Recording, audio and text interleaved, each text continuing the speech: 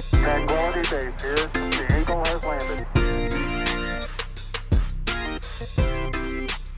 You set the pace, and here we go. Word. All right, here we go. All right. Check one, check two. Welcome to the Cannabis Coffee Hour with your host, me, Rob Cantrell. Oh man, I have an exciting episode, an awesome episode, a dope guest, my good friend, too cool to do this. You know him from stand-up comedy. He has great albums that you got to stream right now. He just released something on 800 Pound Gorilla, but you also might know him from Supermarket Sweeps, ABC. Also, Last Comic Standing. Just a dude that I appreciate, know, and have performed with, and he's the best. Give it up for DC Benny, everybody. Oh yeah. What's up, Rob? What's up, my man? Oh, it's a beautiful day. It's getting warmer. I'm psyched that the allegedly clubs are going to be sort of opening in April, sort of allegedly, and I don't know. You know, that's mixed emotions, but we'll see how it all goes, man. It's good to see you, bro. Good to see you, man. And you're 100% right. And you just talking about this, it's just trippy to me because your background, you've just got all this light, your windows, you're out and out in the county a little bit, a very dope spot out by the beach. Yeah, the sun's coming out and people are getting the vaccine. I'm hearing about this. The numbers are going down. I just booked a festival in October. So Nice. it's my first like little thing, but I haven't been out, dude. I haven't been out. Like I've shut it down, homie. You know, I've been out around here, but you know, there's nobody out around, and so it's like, you know, you can walk. You don't have to have a mask if you're outside and there's nobody around. And then, you know, our big thing is going to the grocery store with the mask, and we go to the dump. You know, that's our. You take your trash to the dump. It's fucking rural, man. It's like I've been out where now. Just give me you don't have to give the correct. What's the county? You can just give the county out. It was Suffolk County. I'm at the end out here, and you know, and it's nice. It's nice beach and vineyards, and I love it. And it's quiet, but it's just, you know, it's different from Brooklyn, where I was there for like 30 years. You know, you have your guy in Brooklyn. Yeah, I have my Dominican guy up the street. You know, hey, you want a chicken? I got puppies. I got a fucking refrigerator. You know, this guy always had everything I needed. Yeah, empanadas. What's the Jamaican pad pot? Yeah, what's the Jamaican patties? Yeah. The beef patty. Yeah, the Dominicans, they got the mofongo and they got all the other stuff. Ooh, what's the mofongo all about, man? Oh, dude, this guy he was my dude. Spicy rice, just like some hardcore. Yeah, you got to have the spice, man. I've been going deep on all kinds of crazy spices. Oh, you've been cooking a lot? Well, I've been leaning. My girl loves meat, but I lean vegetarian of late, and I've been doing a lot of like crazy curries, and even like the other night, what did I make? It was like sweet potatoes, but they were like, have you had these purple? They were like black sweet potatoes. Yeah, I made that with like we did a sun basket. I'll say that. Have you been rocking some sun baskets? We just, you know, we alternate. My wife does most of the cooking because she's got specific, you know, I just want it to taste good. So that's my thing. It's gonna taste good, but it's not gonna be low calorie by any means. And she's like, you know, we're kind of the opposite, like the flip of you guys, where I'll do more meat and she really doesn't. You know, but man, yeah, we just been cooking out here. And, you even out. No, my wife's the same. Yeah, you're just cooking, grilling out there. You get the fresh veggies. Yeah, man, we get the fresh veggies, and it all grows right out here. And we had tearing last night of rice and beans and broccoli and you know, avocado and you know, all that. It was good. Okra? Was there some okra involved? I'm not a fan of the okra. I'm not a fan of okra, man. It's got okra's a little southern, but it's out there in those farm counties. Like you do get some, like you see some, like even these days I see vegetables and I'm like, what the fuck is that thing? You know, there's still stuff out there. It's just like it used to be going in Chinatown, you would see some unidentifiable like star fruit, breadfruit, weird thing next to the frogs that were floating in the water getting ready to get diced up. I But always love that vibe, but you're 100% right. That was the only time you saw some exotic fruits, like that one that's all spiky that's supposed to give you a good yeah, boner. That they yeah. Well, listen, it's better that than shark fins and elephant tusks and all that crap for the boner. yeah. You know, it's but it's good, man. I love it out here. I'm chilling, and I'm You see sort of, some good fruits though, and some vegetables out there. Like I would say, so the county that you're at. Like I just started visiting Long Island, and it is kind of like high-endy a little bit in terms of like the taste, and the cooking is like really good. Like there's like squashes out there. There's like you guys you see all kinds of great food. sorry, I gotta let the dog out. Give me 1 second. Sorry about it. That's all right. Yeah, you got to let the dogs out. Oh, no, Let the so you how many dogs do you have? I just have one big ass dog, and then when I just took him for a walk, and he did his business. But I don't understand it. When he's standing by the door and crying, I think he got some of the dinner too. So I think it might be kicking in right about now. But yeah, bro, everything's good. I'm just trying to figure out the plan of easing back into comedy somehow. Been doing like some Zoom shows and things like that, but trying to figure it out. I was down in DC a few days ago, and Tony Wood hit me up, and he was at the Arlington Draft House, and I was like, oh wow, I haven't been on stage. It's been like March 21st would have been a year, and I'm like, bro, maybe I'll stop by and do 5. He's like, Shorty, come on down, man. And it was crazy to be on stage for the first time, man. But I was You went up at the Arlington. Yeah, like I just did like 5 minutes, man. I just pulled out some old stuff, did 5 minutes, mask on, mask off, got the hell out of there, and that was it. But it was cool to do a little something, man. And I've only done it 3 times, and yeah, you're right. It does. That's why I haven't been sweating it, and I know you're not really sweating it. Like, nah, man, I'm not sweating it, man. I'm not sweating it. I'm not gonna sweat it. I'm enjoying life without it. I'm gonna come back to it. In probably in a different way or whatever, as we all are. But I mean, I'm busy. We're doing all kinds of.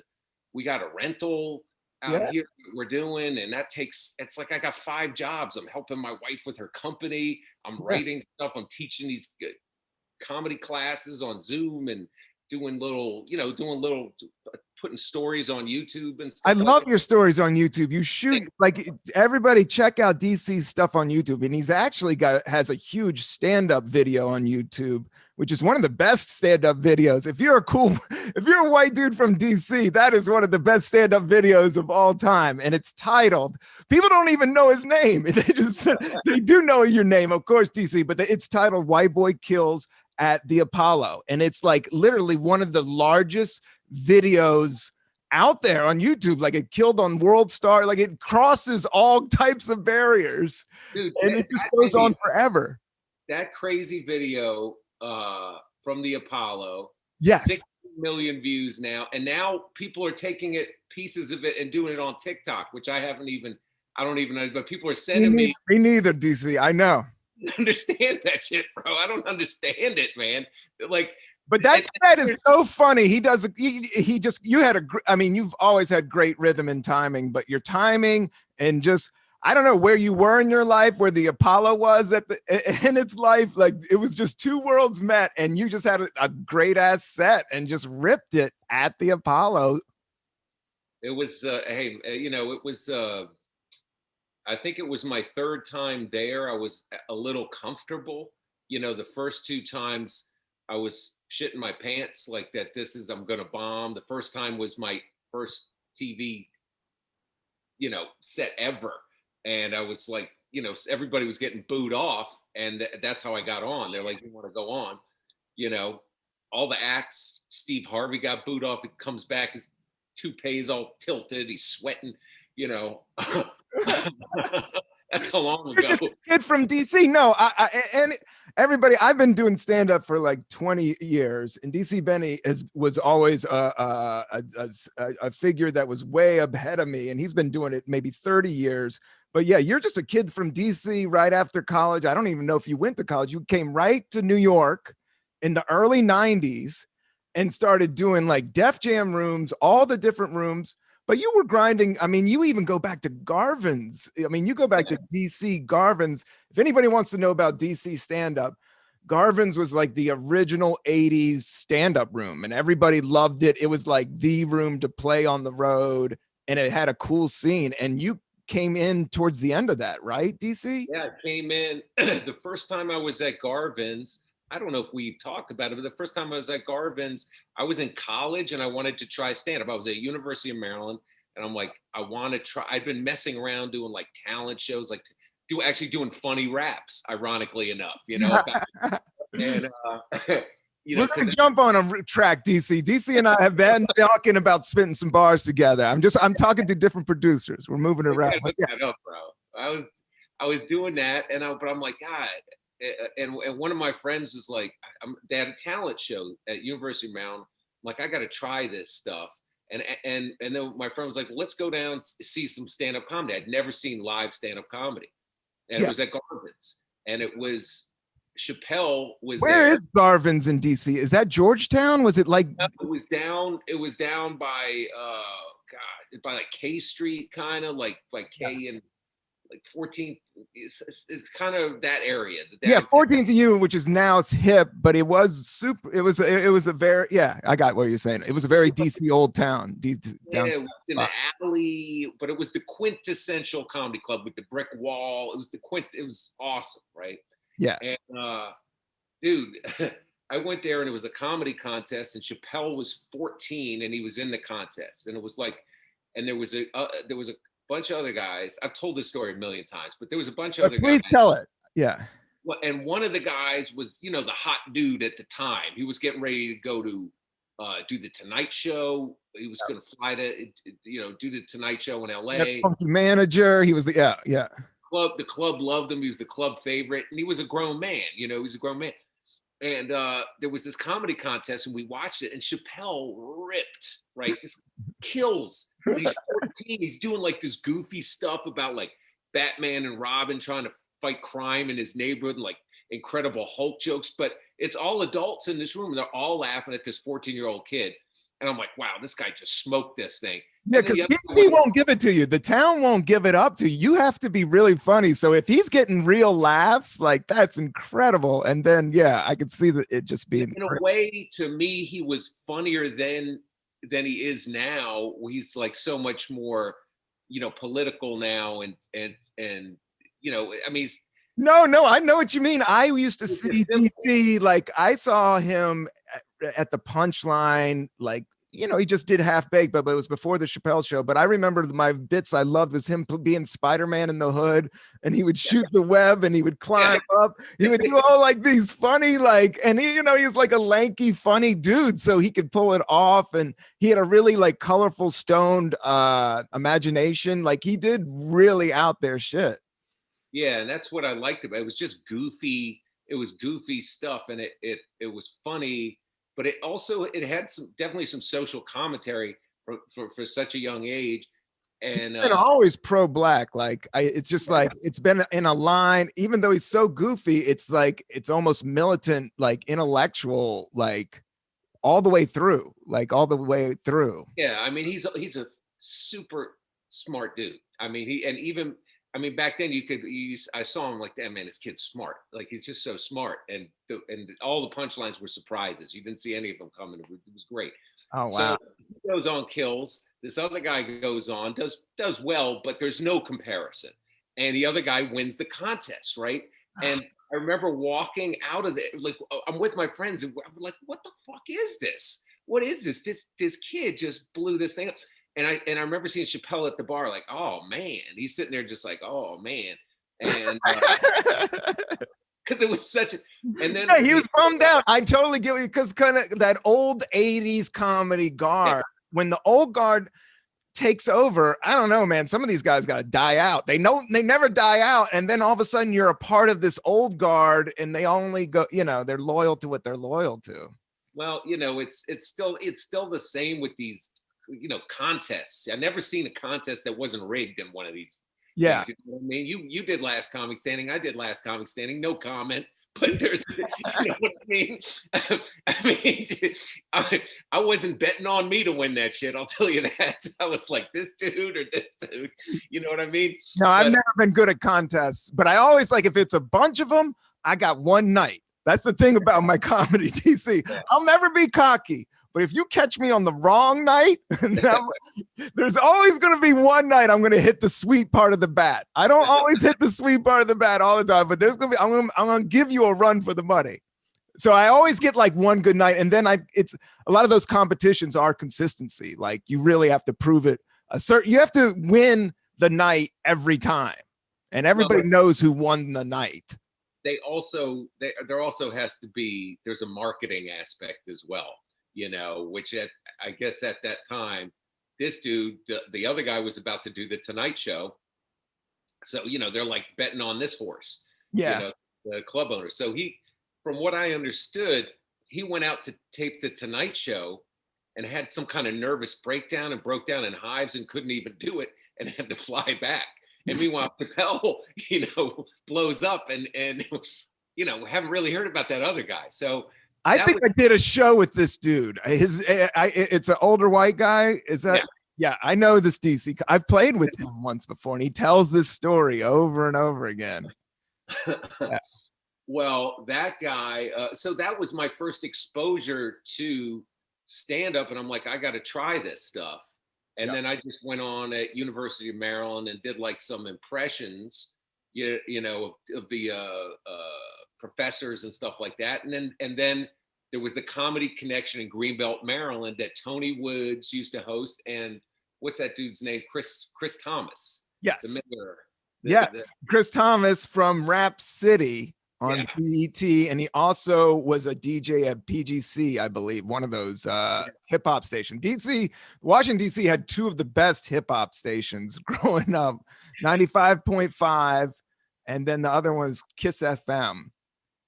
And he hosted a night and I went on there and then I just ended up in New York. I did comedy like on and in DC for about 3-4 years. Then I moved to New York like 91, 92, something like that. And couldn't get on anywhere. Didn't know anybody and ended up at the Uptown in Harlem because they were like, we'll throw on a white guy. And that was it. I became my home club and I started hitting that every weekend. And, there were booings. There were booings, but I mean, I learned, it was boot camp, man.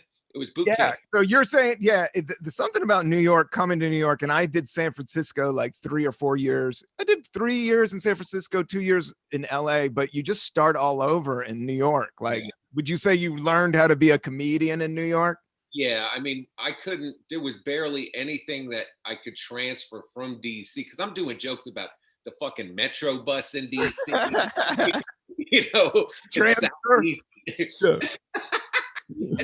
it didn't translate. It was like all this local stuff. So but the thing about it is New York is the city that you're so absorbed in it that there's so much potential material coming at you, the subway, the cabs, the people, the homeless, the smells, the sounds, the crime, everything. There's just so much. And I'm living in the Bronx. I'm living in across from the Port Authority. And it's just like, for me, it was just like my brain opened up and all this shit just dumped in and I just distilled it. And then being a white guy in Harlem at the time, this wasn't like Bill Clinton Harlem or whatever, later what it's become. It was Harlem and having to go to those shows and having to deal with dudes who came every week to heckle me, specifically to heckle me, it made me strong, it made me strong. And that was, I wouldn't change any of that. That was dude, you saw a part of America that very few people get to see. And then to see Harlem and to perform comedy in Harlem, which is, African-American, pretty much the central of culture there. and to get to perform there, and just the vibe up there, and during New York during that time, like who else was up there? Wasn't Tracy Morgan? Didn't he do a sketch group up there? Dude, at the okay, so there's Uptown Comedy Club. I was there when Tracy Morgan came in. He was new. He had this beanie propeller hat. I know. Beanie propeller hat. Which is funny right out the gate. Which is funny just right out the gate. It was hilarious. Just he was so physical. That was his thing. It wasn't like, oh, what incisive writing. You know? No. Dude, this guy was so goddamn funny. It was so funny. He used to do this bit about it was like a boxer getting hit and falling down and going into what is that called? Like like having like the aftershock when he's knocked out or whatever. He would do that on stage, and somebody hired him to go do that during a basketball game, like walk out and pretend he was having a seizure, and they called an ambulance and all this stuff. And it was so convincing, and you can't describe how funny his physicality was. You know, it's like. Dude, I toured with him for a year and a half. I'm a huge Tracy Morgan, and I've just witnessed it. And I come from stand-up, but he's just pure funny, just goofball. But Artie had a great story about doing a room in Brooklyn. It was like this hood room. Like it was probably. It's probably. But he said he went up and bombed. Everybody just bombed, right? And Tracy went up, and he just went, yo. And then he lifted up his t-shirt and wow. He goes, you know what that is? That's a Brooklyn mating call. And the whole crowd went, and busted out. He said, no, everyone was dying. And then Tracy went up there and just did this goofball shit and just killed. And everybody just lifted him up. Like he was the funniest, you know. It's just that comedy is as much as you plan it out. And that's what I love about it. It really is the moment. You know, you can't, it really, the funniest shit is, you know. Well, he was like, I mean, the guys that came through there was, Jameek, who's JP Justice now. There was Flex, who hosted. There was this guy, Monterio Ivy, who passed away. Maceo used to go up as a character, like as this Caribbean guy. Everybody thought Maceo was actually this Caribbean guy, you know, but he was Maceo. I know him. He's a nice dude, man. And he always did like sketches. He had like sketch comedy in his toolbox, you know. And in that scene, anything goes. Definitely. They had the TV show that was the Uptown Comedy Club. So it was all those guys. And that's really my understanding how Def Jam came to be, that Russell Simmons saw. And it might have been even prior to the TV show, but he saw he came to the Uptown, saw that, and was like, and made a TV show basically seeing that vibe there and seeing like, I mean, when you would kill there, oh my God. Oh, like, people are on there were bleachers, just surrounded by bleachers in this bare room, and the floors would shake, like people are stomping. It was insane. And to be a white guy killing in that environment, that was even elevated because people came to see me to bomb or they wanted you to bomb. Yeah, they wanted you to. But that's the thing about that how hard you kill, the risk factor. That's what when you said it. And I've been in those rooms and I've killed and I've died also. Like there's a risk factor because people just lose their ass, like literally lose. Like, oh, not nice bombing, but like, boo, go kill yourself. Like, you're the worst. Like, man, I mean, you know, you catch those brutal bombs, and it shakes you to the core. You know, it's not. I saw somebody at the Boston Comedy Club, like one of those Tuesday nights when I started popping up, and I would see dudes like come in from Iowa or Ohio, literally quit comedy on that stage, like literally just like. Oh my God, like come in with all the full force of everything and just die a brutal death in front of like 5 people, you know, and they think, and you come to New York, the thing that I trip out about you, DC, and Dave Attell, or everybody that was ahead of me, like people don't understand, like the 90s was been for stand-up. Like you had to be really good. So the guys that made it, like you and Attell and like Jim Brewer, and like you guys had to be really, really, you couldn't be halfway good back then. You had to be all the way good. Yeah, look, when you say make it, that's I appreciate it, but you know what I mean. But on the other, you have to be undeniable. No, but your career, anybody look at your IMDb, your career is amazing, dude. You've done film, you've done television, you've done acting. Like, you know, just being a kid from DC, you never thought you would make it this far. I mean, it still kind of trips you out. I'm grateful for what I've done and everything. And you know, the thing about back in that time is you just had to be undeniably funny because you're just surrounded by, you know, I mean, the Boston Comedy Club, man, every weekend it was like stacked lineups. Jeff Ross, fucking Chappelle, Reggie McFadden, God, Red Johnny and the Round Guy.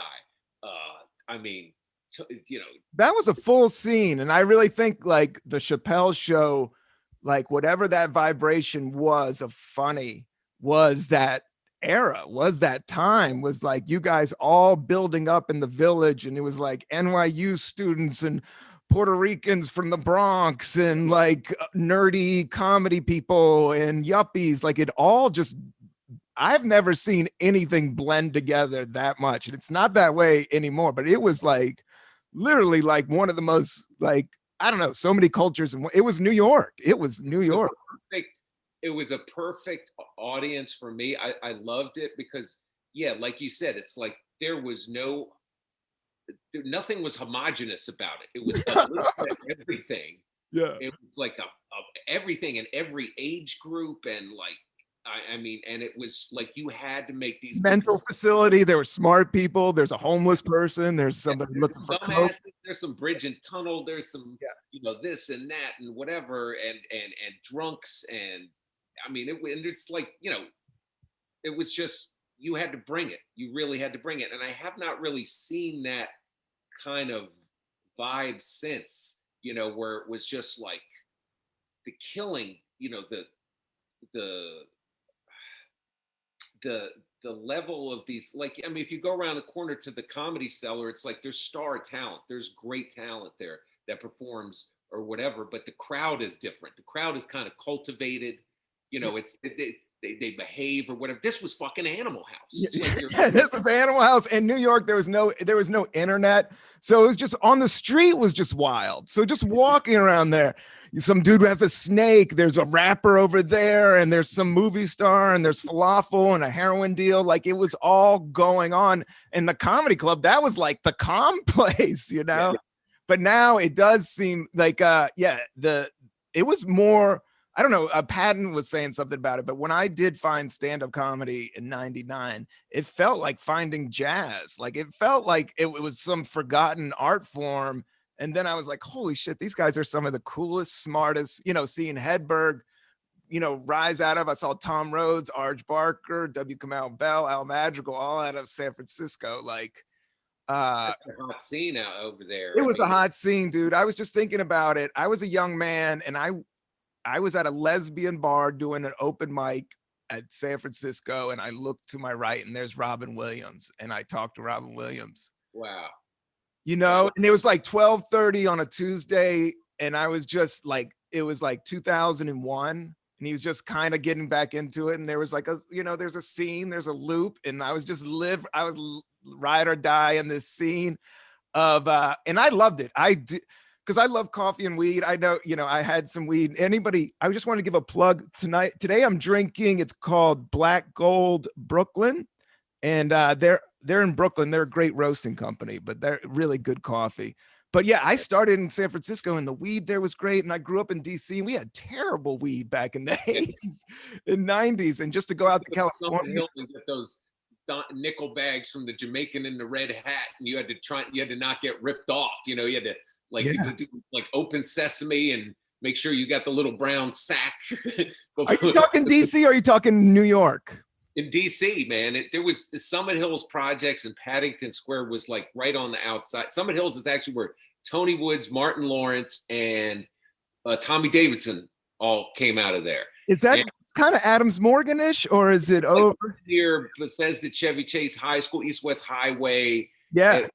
Now I don't know if it's projects anymore. I don't know what it is now. It looked real nice when I drove by it, but it was these huge housing projects. And if you wanted weed, be like me and my white friends, mom's station wagon, we drive in there. We got, be like coming hot in from Northwest, coming in hot from Northwest. Oh man, it would be like these little, and you get these little paper sacks, that little brown envelope paper sacks, are like $5 or $10, and with lots of seeds and stems and whatever. But it worked. Jamaica, man. Yeah, no, that was some good Jamaican weed. Yeah, New York always had. Yeah, there's that weed I think that was the good city weed, or that would come into DC. But yeah, man, it was hard to come by, but I waited tables. So by then it was kind of adult land, and I knew enough people that I could get weed.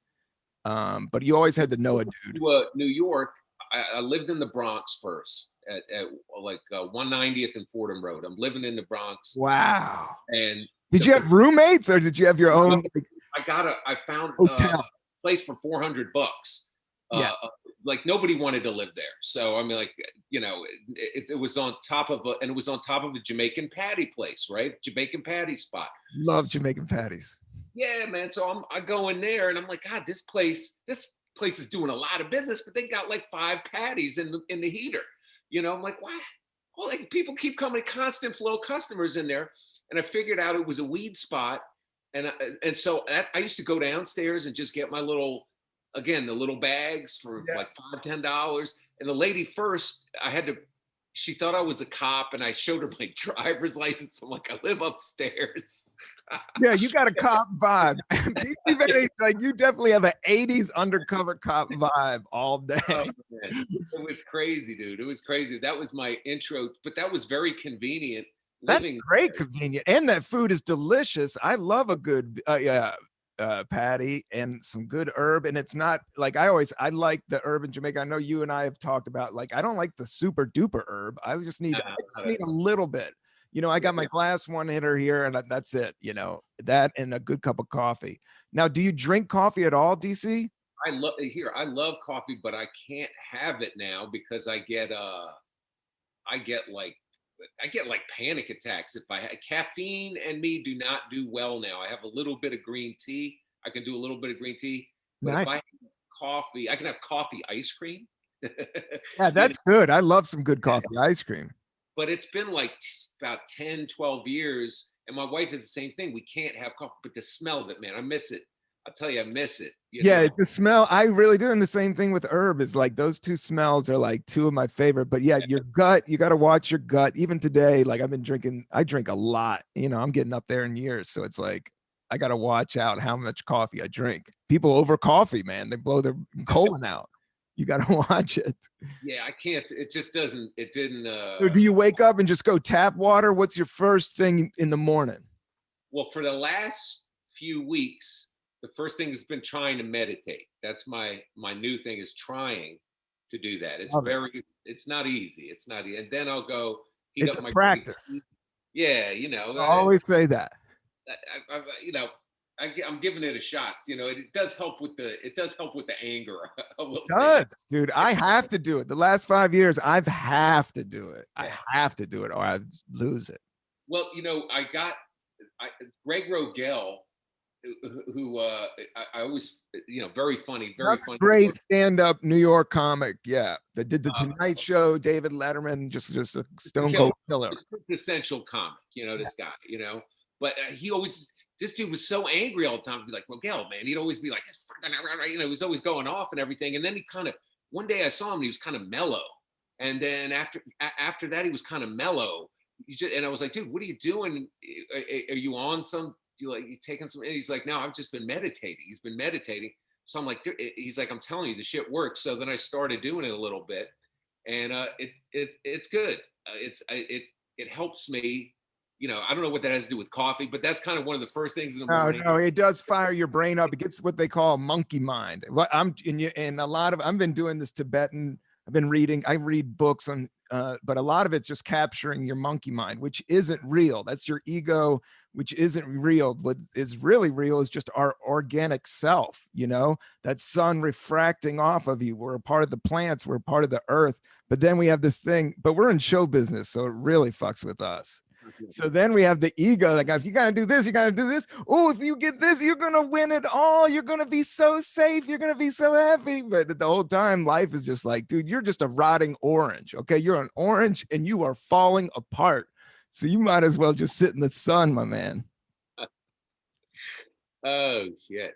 Well, are you, so you're smoking a little bit and you're meditating a little bit and you're doing shows on. They grow the weed out here. So that's what I've been hearing. And it's fantastic. It's fantastic. It's very like fresh and mushy, and that's Martha Stewart country, man. They know how to do blueberries and outdoors growing. Dude, America needs legalized cannabis. Like, yeah, you can grow it in all these great places. There's a guy not far from me, you know, within a 7-minute walk, I'd say a 10-minute walk. And I don't know how he gets away with it, but he's got like a crop going. He's got some kind of crop going, and you know, you can grow it for CBD. I'm talking to this guy, these farms out in Pennsylvania that are growing hemp that are just, they don't have THC in them. So it's just a new market that's coming out and spring up, as it should. If we go legalize across the country, hemp will come back into effect. And hemp, you can actually like make plastic with it. You can make paper with it. Like, it's like a bioproduct that's really like malleable, and it has a lot of great uses. Wow. So people are being able to legally grow it. And I have been, that's it. He's working with the Amish. I'm interviewing this dude that, yeah, he has a co-op of 12 Amish dudes growing weed in Pennsylvania. Oh man, that Hershey's chocolate's going to come in handy. That is great, man.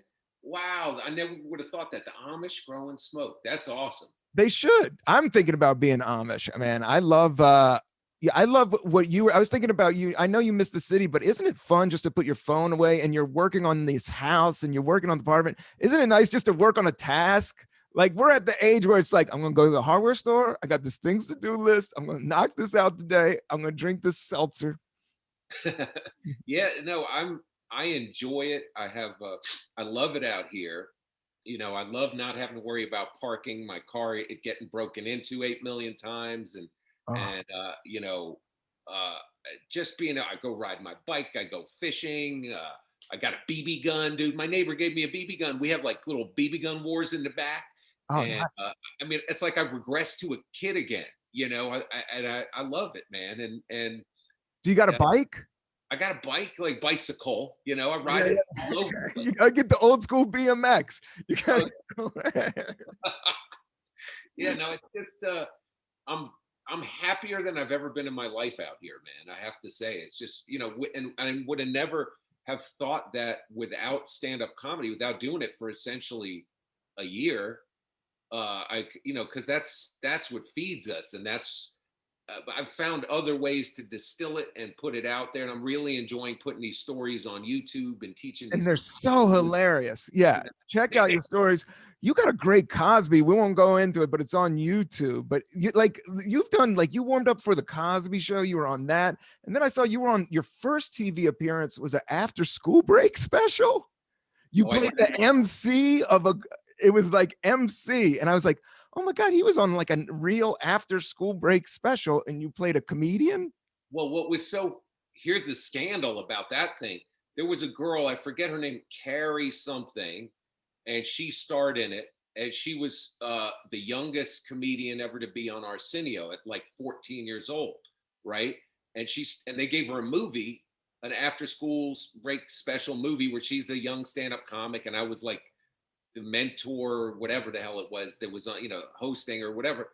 And Barry Katz managed her, who is infamous. Barry Katz managed me too as well. Yeah. Yes, and me at some point. Yeah. And it came out, she wasn't 14. She was like 19 or something. After they shot this thing, she was on Arsenio. So it was like this huge early. Yeah, that was some Milli Vanilli. Very catch pulled a Milli Vanilli. He listened to Milli Vanilli. He was like, babe, oh yeah, okay, the wigs. She looks really young, but I'm like, damn, she's so mature sounding. You know, that was before the internet. Showbiz would do like just tricky. Yeah, people would just lie and say, yeah, that's what I am. That's what I do. Well, I'm sure Barry coached her to do that, you know, or whatever. But that was her hook is like the youngest female stand-up. Arsenio had her on. Wow. You know, it was a big deal. Like Carrie something. I forget, she was a sweet girl. And then it came out, you know, she was like 19 or 20 or I don't remember. That was she's like a grandma now. Yeah. You know. So that was that was the story behind that thing. It's very scandalous. Very scandalous. Very scandalous.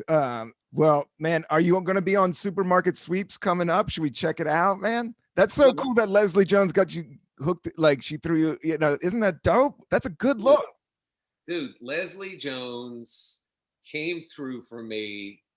You know, we did a tour. We did a Netherlands tour together. It was me, her, and Ben Bailey before anybody was anybody. No cash cab. No, I remember you guys before. Yeah. I remember. Yeah.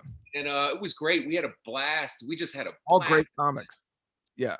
And we just bonded. It was just the three of us, and we're, you know, Americans there, and Leslie's killing it. And I remember she liked this like Turkish guy at this shawarma place. She's like, he looked like Sylvester Stallone, right? And she kept going by and stalking this Turkish guy at this shawarma place. And I was like, Leslie, this guy's kind of sketchy, you know, whatever. She's like, nah, he looked like Sylvester Stallone. And then the guy was like trying to hook up with her and get her in the meat locker behind the shawarma place. I was like, Leslie, Ben Bailey and I were like, you are not going in that meat locker with the shawarma guy. He's not a good look. He's got the tribal tattoos. This dude's got a glint in his eye. Not that I'm sure she would have been fine. She probably would have snapped his neck, but it was just so funny. Yeah. You know, we just had some great times there. And then, you know, I knew a female comic that got married over there. Yeah, they would go over there and see all those soldiers. Like that was their thing. Yeah. I mean, it was look, the Netherlands was awesome. We had a great time. Oh, wow. And she Did you guys do Amsterdam? Were you in Amsterdam? We were in Amsterdam and Rotterdam. Did you smoke herb on that tour? Are you kidding me? Leslie went up and got a match from a cop, you know, to light her fucking spliff, you know, and she thought that was like a big thing, you know. We had oh my God, it was That's so awesome. I got so lost one night. I was so baked. I got lost. Yeah, you get lost in Amsterdam. I've done that. You come out of this coffee shop. I could not find my way home, and there was this store called the Oestergeschenkenhaus, right? That I knew that was near the hotel, and I'm lost for like an hour and a half, and it's terrifying. And it was late, you know, and it was getting sketchy. And then it was like, oh, I saw the Oestergeschenkenhaus. I'm like, yes, because we had been making fun of the name the whole time, the Oestergeschenkenhaus, you know. And I got back to but we had a great time. She reached out through Lenny Marcus, you know, another good friend, and they both. The best part of this is nobody ever remembers you as you know, when they blow up. It's very rare that somebody remembers and reaches out. It's just, and she not only reached out, you know, to put me on, but when the producers were like, well, you know, this guy's a little old. Lenny Marcus said to him, well, Leslie's not asking. Well, I don't know if it's exactly the demo of no. Yeah. You know, yeah, she's the star of the show, man. You got to put in your people, man. That's the gig. That was it, man. It was great. And I'll see if it's getting renewed. I mean, she got the numbers. It's kind of, she got the ratings as if she wants to do it, you know? So we'll see. And that's network. I mean, I'm not asking money, but that's network money. Usually is pretty good.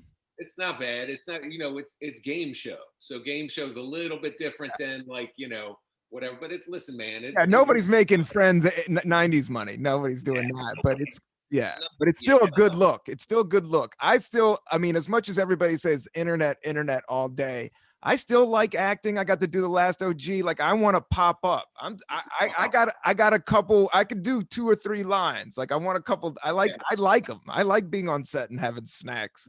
I like that shit, man. Yeah. All these comics are anti-acting. I'm like, I've done a lot of stand-up, man. I've done some fun shows. I think I love it forever, but yeah, mix it up, man. I'm doing a hip hop album. I'm releasing some music. I'm doing the podcast. Awesome. Well, that's what it is, man. You're a Renaissance man. You got to be a Renaissance man and have a multi-pronged approach within this industry. And it's also, one hand feeds the other. It's like, to me, supermarket sweep is not intrinsically showing me off as a stand-up, but it gets eyeballs on me, and people are like, oh, who's this dude? And then they can go see a special on YouTube or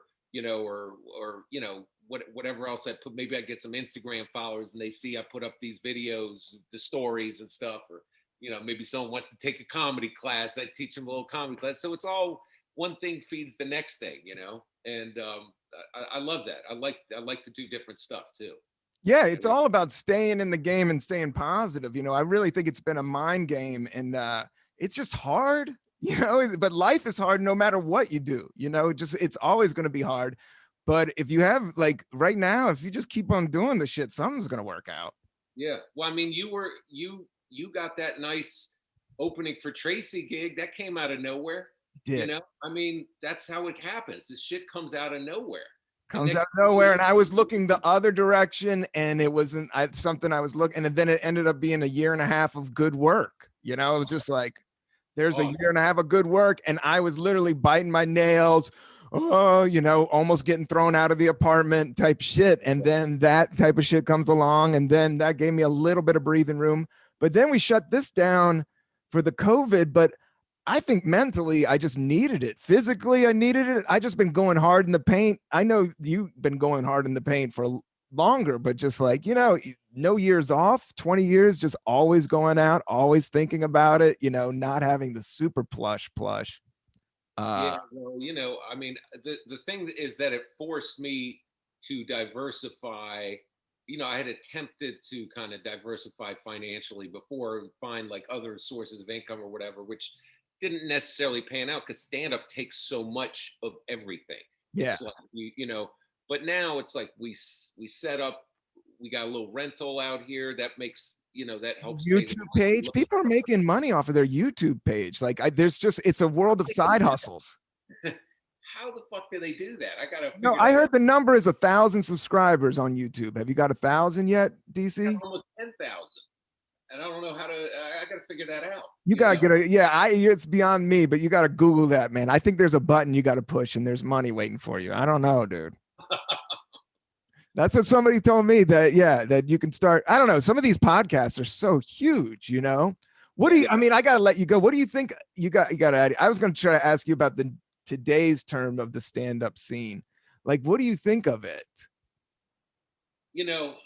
I'm writing, and I don't know if this will ever get made, but I'm writing a little script, a little short film right now, just about this cancel culture, a comedian that gets canceled for like something that would typically be innocuous.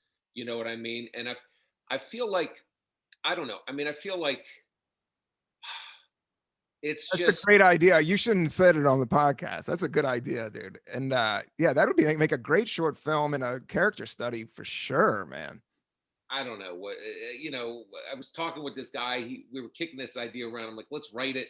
Let's shoot it. Let's see what happens. I don't know. So I'm fiddling around with it or whatever, but I feel like this stand up, I don't know. It's just the, I'll put it to you this way. It was a little before COVID. I did one of those Brooklyn shows. And you remember Brooklyn shows were like, whatever. And it had just changed bookers or it just changed hosts. But I'd been doing this show for years. It was like one of those hot shows to do in Brooklyn. They just changed the hosts, but it was still the same place, the same show.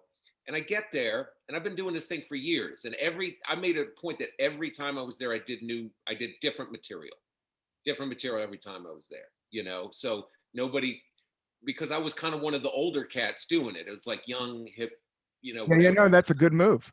I just wanted to, you know, Let them know that you're still writing, because that's the thing about stand-up. If you don't write, it doesn't matter how funny those jokes are. Nobody gives a fuck after a while. like, what can you say if somebody comes in and blows it up every time? I mean, I was like 10 for 10 in that place. And Yes. so I'm there to, whatever. And before I go on, one of the chicks who books it or produces or does whatever comes over, and she's like, okay, just no misogynistic jokes, no jokes about like rape, no jokes about like this. And then she ends it with, and no jokes doing voices from people that are from countries you're not from. And I'm like, what the fuck are you talking about, man? Do you know what I do? I do characters from all over. You know what I mean? You're just, are you kidding me? Like, I couldn't believe someone was actually telling me that, also on the heels of me being there and for years, like doing whatever I do. And nobody's, I don't go there to offend people. I'm not, No. Yeah, you're one of the best comics of all time. Yeah, everybody knows it, but it steered you weird. well, the thing is like, I like people to have a good time and laugh. Some guys get off on offending half the crowd, and they think that, it's been, that you're not doing your job. And like, I don't believe that shit. I just want people to have a good time and laugh. Yeah. The highest compliment is like, let's say I'm doing an Indian character. If an Indian guy comes up to me and is like, yo, that shit was dope. That was pretty goddamn close to how it sounds. That to me is the highest form of flattery. If I can do that, whatever the character is. And so I never went back. I was like, I'm never going back to this room. I can't, if that what the state of comedy is. But at the same time, I feel like all that shit. Clubs are kind of funky too right now. That's the only thing that, yeah, it's a little funky. This alt-right shit scares the shit out of me, man. Oh yeah. Oh, that article. That crazy article. Yeah, but some of that shit, there's some truth in all. I mean, when we were coming up, I don't remember Nazis marching on Charlottesville. That just fucked with my head. And then me just seeing everything, and I just know how humor works. Yeah. You could say what it is, but it is a self-defense mechanism. So you can be the evil ninja or you could be the good ninja. I really do believe that. But I think some people in that article, yeah, they're all good people. I just think there's just some weird shit that is going on, nationalism and all that just weirds me out, man. Yeah, it freaked me out reading that. And the response to it was also very, it was a lot of everything I didn't want to do. Like, it has nothing like that. Like, that's exactly the reason I ran away from, anything corporate, anything conformist, anything, art is about individuality and expression and peace and love. Like, that's just where I get like a little. Yeah, that was a really, that sort of sub scene in New York, the last place I would have thought is really pretty bugged out. It was that alt shit, that, whatever that is. I'm not down with that. And I feel like that's a big step.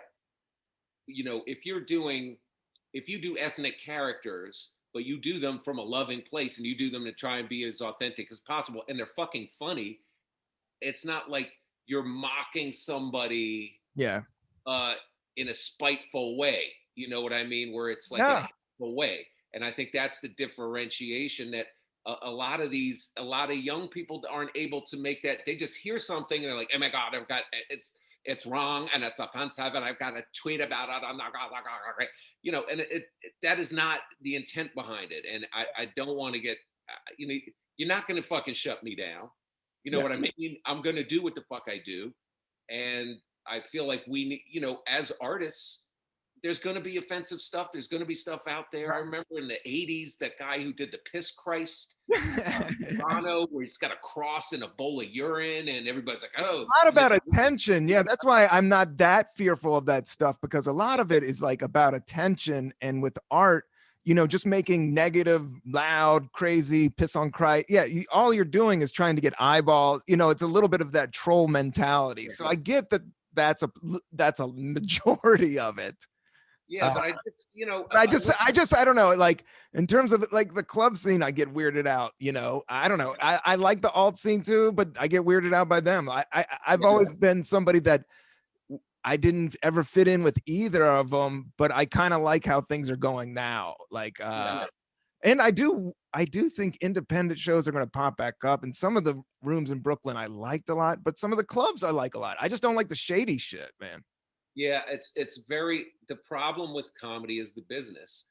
It's always been it's like, I am not relishing going back to, there are a few clubs in particular. I'm not relishing dealing with that's the toxicity of that goes on with, in these clubs. I just want to be on stage and make people laugh. I don't want to have to, sit down and fucking break balls and who's doing what and who's But hanging with comics is cool. But yeah, I know what you're saying. But you're kind of, we're at the age that we don't even need that. Like I'm at the age I don't even need anything like that. That's what kind of bums me out about all of it, because it was just never like that before. I was like, these were the cool guys that didn't have real jobs. That's what I saw in you. I was like, these are the cool, funny dudes that never got real jobs and didn't play the sucker game. I always liked that Patrice thing about, did you ever hear him talk about comedy money? No. Like one comedy dollar's worth 10 square dollars. That's like pimp talk. It's like, I know if you make one, but it is great getting paid to do stand-up comedy. Like as crazy as it is, it's one of the most beautiful things ever, dude. I mean, I've been around, like surfing is beautiful, skiing's beautiful, but to be able to feel telling jokes and making a room full of laugh is one of the most beautiful experience. It's one of the coolest feelings of all time. It's a miracle. And that's why if you go to any group of people, if you're in a party or you're in a social setting and you're sitting there with an astronaut and a guy that's a Navy SEAL, and they're like, well, what do you do? And you say, I'm a stand-up comic. Everybody wants to know about that. Everybody wants to hear about that shit. Because it's like a miracle that you can go up there and make people laugh with this thing that's in your head and get paid for it. Are you kidding me? That is such a gift. And I'm always so grateful. It's just the politics that go on. Yeah. With the clubs and the this and the that. And if you're hot and if you're not. And, it's just not, there's so much that isn't just about being funny. And that is the part of the business that But the older I get, the more with meditation, you really can check out of that. Because that is just a head game. It's just like when you think about high school and the shit you would have thought about in high school or the shit you thought about in college, and you would fret over it. And then you look back and like, why did I fret over that shit? Like, I really think I'm going to be 70 and I'm going to be thinking about some club owner that didn't pass me or some dude that slighted me, or maybe that dude took my joke. Like, I don't want to even think about, I want to look at the birds, I don't even want to think about it, So I do think, if you're just born to do it, like, I just think I always go back to your essence. And DC Benny, you're one of the best comics, one of the best stand-up comics, and funny essence. And I'm just glad you're still alive and doing what you do, because that's what you're supposed to do, I appreciate it, brother. And I appreciate you having me on your show. I wish you lots of luck with it. I hopefully will be able to collaborate and do some stuff in the future. We're like-minded in that we don't necessarily fit into one particular scene seamlessly. We kind of bounce around from different ones, and that is, that's I think a great way to be, and we both, that's the real ones. Yeah, man. Love comedy. So I hopefully, I look forward to getting back to just making people laugh and making that comedy dollar that's 10 of every other dollar squared up. But you gotta admit, man, it's I got you too long, man. I'll let you go. It's okay, bro. It was great seeing you and just chatting, talking a little comedy and all that stuff. And yeah, man, I appreciate anybody out there. I have a special on YouTube. It's free, that on Bill Burr's channel, the All Things Comedy, called Adrift in Predicaments.